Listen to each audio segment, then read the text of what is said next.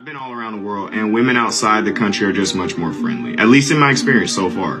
Way more feminine. But yeah, dudes, get out of here, bro. Don't waste time if you don't have to. Get your passport and dip. This is the mindset I see a lot of men adopting. Essentially just wanting to leave the West and find a woman elsewhere. Personally, I have traveled to a few different Asian countries, and in my experience, the women there are of higher quality, definitely. So I will be traveling significantly more in the future.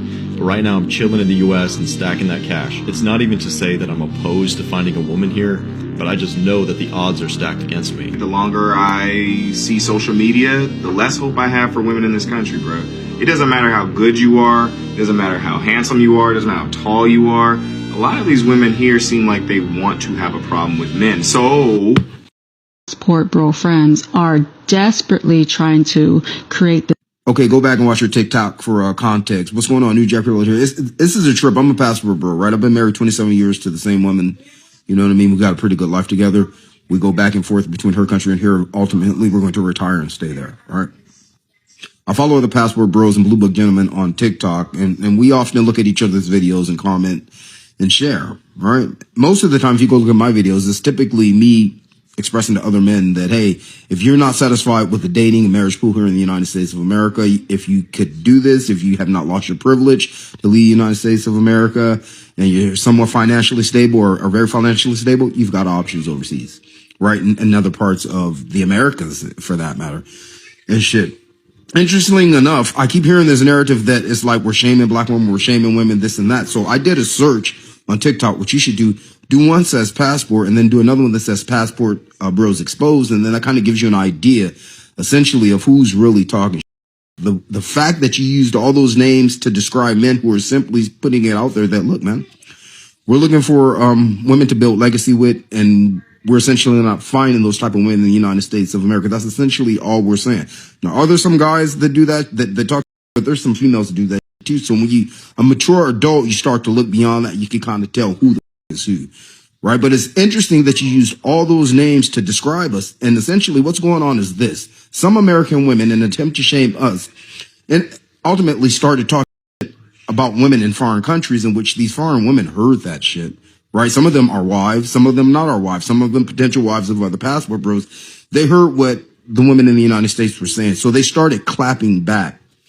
And when they clap back hard, right? Because the things that some of these women in the United States were saying about them was just pretty much fucking deplorable. You know what I mean? So these women in these other nations responded. They responded to you guys, right? Some responded just on behalf of women, and some are responding on behalf of men like myself, their husbands and shit, passport bros like that. Potential mates. You know what I mean? So in reality, if the bothers you, just block all of us. Just block the entire thing. Block anytime you see somebody talking about passport bros or anything like that, just block it. That way you can save yourself the labor of not having to deal with men that have given y'all what y'all want, your freedom and independence away from us. Away from you guys, because you deemed us beneath your standards. And we're cool with that. We're fucking totally cool with that. You should block us, because that's what I do to a lot of you guys. I just block you. All right, take care.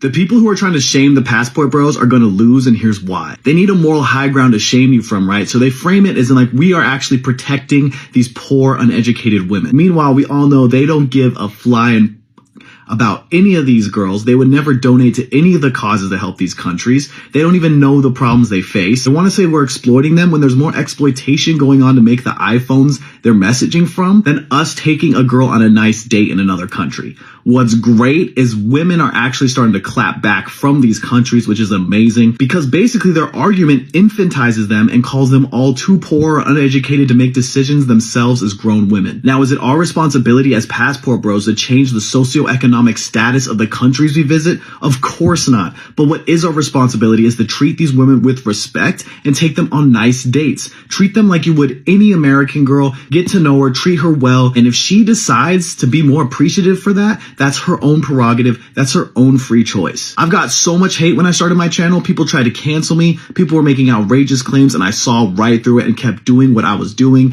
And I'm glad you all stuck with me. And if you haters are still here, thank you for all the hate. You're just boosting my comment section. I appreciate you all. I'm not stopping anytime soon. So I married a Japanese woman. She's absolutely awesome. Let me tell you a little story. For around 10 years, I was dating around in the West. A number of terrible relationships full of testing, talking, downright emotional abuse, really. My heart completely shut. I just couldn't open up to anyone anymore. Then I went to Japan, and within 3 months, I met my wife. She was just so caring, so supportive. She genuinely wished for me to feel happy. She was the one who finally managed to unlock my heart. I fell for her. I don't wonder at all why #passport bros exist. A passport bros thought exercise. A guy will go to a foreign country to find a life partner, and this is highly controversial lately. Because there's good women here in the United States who need partners too, and they don't want to go to a third world country to go find a partner because we know how bad those guys can be. The machismo is real. So it's not fair to women to have all the guys in a developed country that are willing to give them equal rights go to another country to find a girl that's going to be loyal to them and not give them a hard time. Because I don't know a country that a woman could go to and go find a male counterpart where that male is actually going to treat her right and allow her to have a job and all that stuff. This is starting to look really bad for women in that case, so of course they're going to be upset about the whole passport bros culture. Let's make it granular. Let's think about one guy, right? Let's say that there's a woman who wants one guy. She's like, oh, he's good. I'd like to date him. But he's going out of the country to go get a date instead of dating her here in the United States. There's a reason why he's doing that. And you might go, that's not fair. I should have a solid chance at dating this guy. Well, why don't you be more like the kind of girl that he wants to date? Then everybody goes up in arms and be like, Sean, how could you say that? No one should have to change to fit somebody else's heteronormative, whatever, blah, blah, blah, blah, blah, just so that way they can get a date with a guy. He should stay in the country and date here anyway, without girls having to change to be more submissive or whatever. But listen to the logic of that. You're trying to force a man to stay in a country and date people he's just not attracted to, so you can have a guy that won't love you because you're not willing to meet him in the middle. So you're going to shame a man for his preferences. You're going to attack him for his choices. His choices did not hurt you. They just didn't choose you. Now, I've raised myself to believe that everything that is unhappy about my world is my fault. If I don't like something, I'm going to change it. If I don't have something I want, I'm going to go find a way to get it. If I'm unhappy, I'm going to work on that. It all rests on me. Internal locus of control. So being mad at passport bros for leaving is actually really weak behavior. And you want to be respected for being a strong, independent woman, so buck the up. Because frankly, you asked for it, didn't you? So is it misogyny to tell you to buck up because you want equality? Or is it misogyny to say, hey, you shouldn't have to participate in capitalism and work. You should be able to stay soft. Because that version would have probably got you the guy. And I can say that because we're seeing a pattern in these men's preferences. Their dating preferences aren't misogyny. It's just the kind of partner that they want. And we're seeing a pattern in these men. Forcing these guys to stay in the country and date you would be like a form of, it'd be like emotional, trying to commit emotional against men by not letting them go find the love of their life in a union that best serves them. Because I tell you what, these guys are also going to be really good to these girls. And that might even make you even more salty that they're going to be good to these girls by the definition that these girls see good. That's another reason why these relationships won't work for you, because your definition of a man treating you right is going to be different than theirs. Life hack. Learn to be happy enough alone that you're not mad at passport bro culture, and then maybe you'll have an open enough heart to date again. Passport bros, I wanted to give my 2 cents. My wife's from Thailand, so I've been to Thailand many times, and I've met a lot of passport bros. There's so many misconceptions about passport bros. There's some kind of average men, the low-class men that go there, they're perverts or something, and the women are uneducated and weak. Those are so far from the truth, I can't tell you. That the men that go to Thailand are the cream of the crop. Tell me, who has $10K to go spend? Because you can't go there without $10K. And you can't go there for 2 weeks. It's all the way on the other side of the world. It takes 2 days to get there. So you got to stay a month. So show me your average Joe that has a month he can take off his job and then go hang out in Thailand for a month on the beach with pretty girls. Not many. So these men they're successful entrepreneurs. They have their businesses in such a way that they can leave without disrupting their business and stay gone 30 days and spend quite a bit of money. And they're not old and nasty or whatever. Most of them, every passport bro I've seen there is, just buffed out like you wouldn't. These guys work out, man. They're successful people. They're movers and shakers. And the women there are not uneducated. They say, well, they're uneducated. You know, to work at a 7-Eleven, you have to have a full degree because there's 5 people waiting with a full degree to get the job. So why would you hire somebody who's not educated when you can, every job gets somebody that is? So there's a lot of competition for even average jobs. So if you just talk to a girl in the 7-Eleven, you're talking to a totally educated person. And then nextly, they're very feminine. They take care of their man. Well, there's just a lot of people there. There's a lot of girls there. I mean, there's 20 million people in Bangkok. And so the girl thinks if I don't take care of my man totally, the girl down the street will, and she's prettier than me. So I'd better take care of my man. That's the thinking of a Thai girl.